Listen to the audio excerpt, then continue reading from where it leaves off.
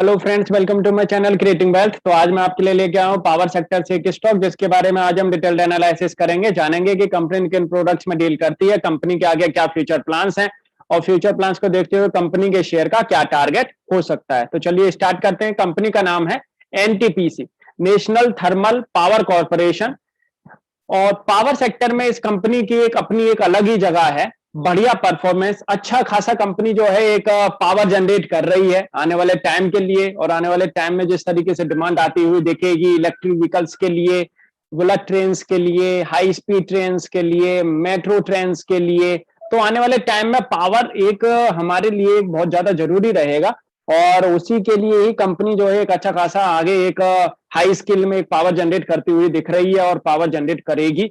तो मैं आपके सामने रखूं कंपनी किस तरीके से पावर जनरेट कर रही है। Coal based power stations company के पास मौजूद हैं, gas based power stations company के पास में मौजूद हैं, हाइड्रो बेस्ड पावर जनरेट कर रही है, एंड रिन्यूएबल एनर्जी से कंपनी जो है पावर जनरेट कर रही है। बढ़िया कंपनी, अच्छा परफॉर्मेंस कंपनी का आने वाले टाइम में आता हुआ दिखेगा। और बढ़िया परफॉर्मेंस कंपनी का अभी भी आ ही रहा है, धीरे धीरे धीरे धीरे एक सुधरता हुआ दिख रहा है। तो मैं आपके सामने कुछ पॉइंट्स रखूं कि किस तरीके से हमारे इंडिया के अंदर जो है एक डिमांड ग्रोथ आती हुई दिखेगी, इन कंपनीज को क्या फायदा रहेगा इंडिया से।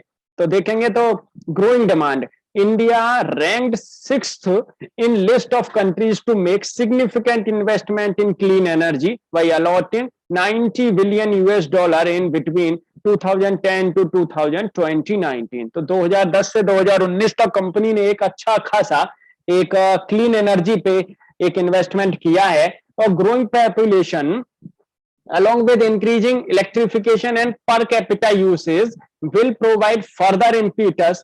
Power consumption is estimated to reach 1897 1894.7 TWH in 2022। तो जिस तरीके से आगे इलेक्ट्रिफिकेशन होता हुआ दिखेगा और पर कैपिटा यूसेज है वो बढ़ता हुआ दिखेगा, तो हमारे यहाँ पावर सेक्टर में ग्रोथ आती हुई दिखेगी। अट्रैक्टिव अपॉर्चुनिटीज हमारे यहाँ की जो गवर्नमेंट से मिल रही हैं पीएलआई स्कीम्स के थ्रू, एंड आप देखेंगे तो region linked new power distribution sector scheme over the next 5 years। तो इस तरीके से कंपनी जो हमारे यहाँ की जो गवर्नमेंट है वो कंपनीज को एक अच्छा खासा फायदा पहुंचाने के लिए कुछ अपॉर्चुनिटीज प्रोवाइड करा रही है।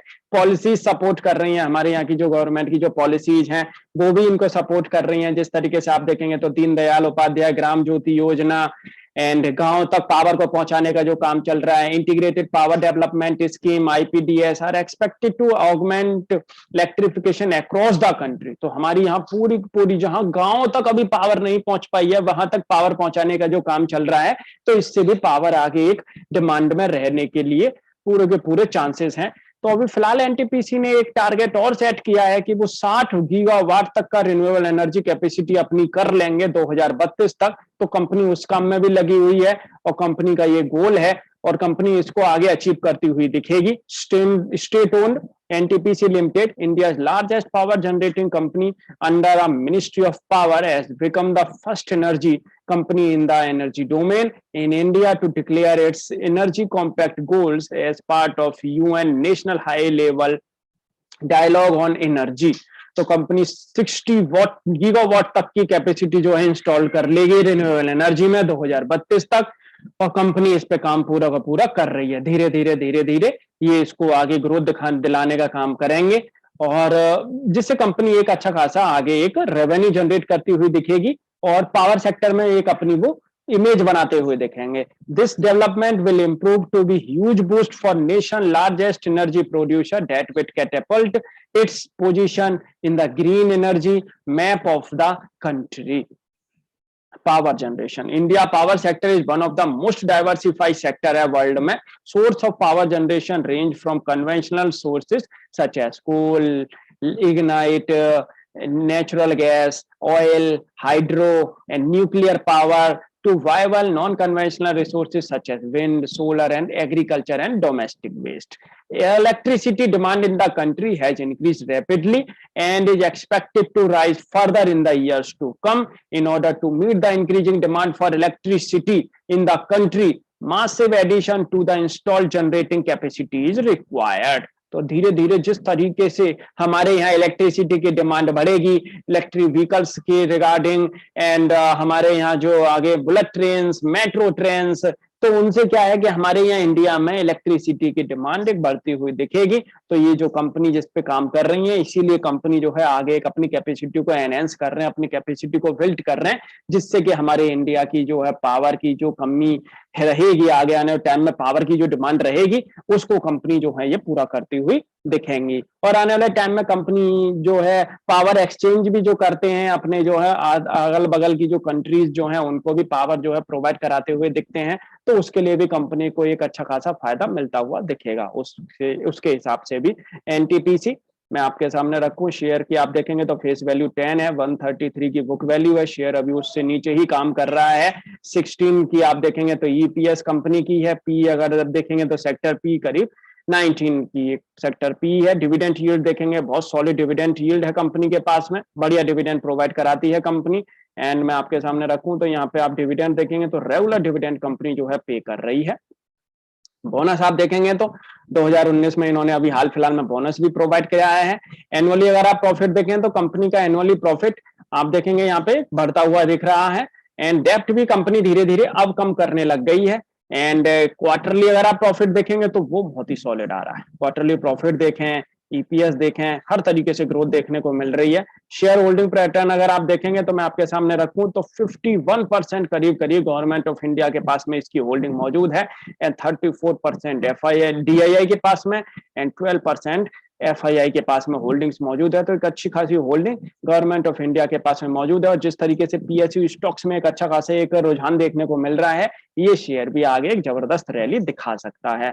आप देखेंगे 12% की आरओई है, डेप्ट भी कंपनी कम कर रही है, बढ़िया आगे इससे एक परफॉर्मेंस देखने को मिलेगी। मैं आपके सामने शेयर का चार्ट रख दूं तो ये शेयर का चार्ट है, और मैं आपके सामने शेयर का चार्ट ये आप देख सकते हैं, ये शेयर का चार्ट बहुत ही दमदार।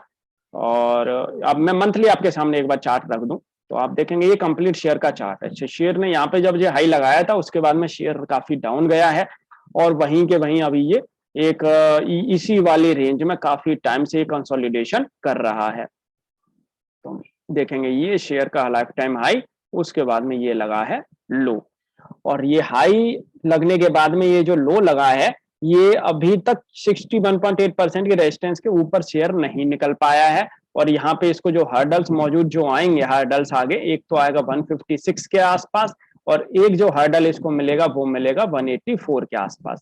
तो यहाँ जो हर्डल्स जो आगे आने वाले टाइम में इसको जो मिलेंगे, तो उनसे पहले तो शेयर को निकलना है, उसके बाद में कहीं शेयर ऊपर सस्टेन हो पाएगा अपने बुलिश रेंज में 167 170 के ऊपर, तो तब कहीं जाके ये शेयर एक बुलिश ट्रेंड में आ जाएगा लॉन्ग टर्म के लिहाज से। तो फिलहाल तो अभी देखेंगे तो अभी बियरिश रेंज में ही अपना चल रहा है, और वेरी बियरिश रेंज में अभी इस समय पे चल रहा है लॉन्ग टर्म के हिसाब से। तो मैं आपके सामने वीकली एक शेयर का चार्ट रखता हूँ, और आप धीरे धीरे जब वीकली अगर शेयर का आप यहीं पे अगर इसको पकड़ लेंगे तो धीरे धीरे आप अपने स्टॉप लॉस को ट्रेल करते चलें, शेयर अपने आप ही लॉन्ग आपके हिसाब से चलता रहेगा, और लॉन्ग टर्म में आपके लिए एक पावर ये है एक वैल्यू जनरेट करके ये शेयर दे सकता है। तो यहाँ पे देखेंगे तो करीब करीब शेयर ने करीब 4 हफ्ते से यहीं पे ये इसने कंसोलिडेशन कर रहा है ये, और आप यहीं पे इस शेयर को परचेस कर सकते हैं। सही जगह पे ये शेयर इस समय पे मिल रहा है, कंसोलिडेशन काफी टाइम से कर रहा है। यहाँ पे अगर आप इस शेयर को परचेस करते हैं 117 रुपए के आसपास, तो नीचे आपको 112 रुपए का एक इसमें स्टॉप लॉस लगा के चलना है। यहाँ से मुझे लगता है ये शेयर बड़े ही आराम से 130 रुपए तक जा सकता है आने वाले 2 महीने के अंदर। तो फ्रेंड्स, आपको ये वीडियो कैसी लगी और आपको ये शेयर कैसा लगता है, आप मुझे जरूर कमेंट करके बता सकते हैं। अगर आपको इस शेयर से रिलेटेड कोई भी क्वेरी है, आप मुझे कमेंट करके पूछ भी सकते हैं। Thank you.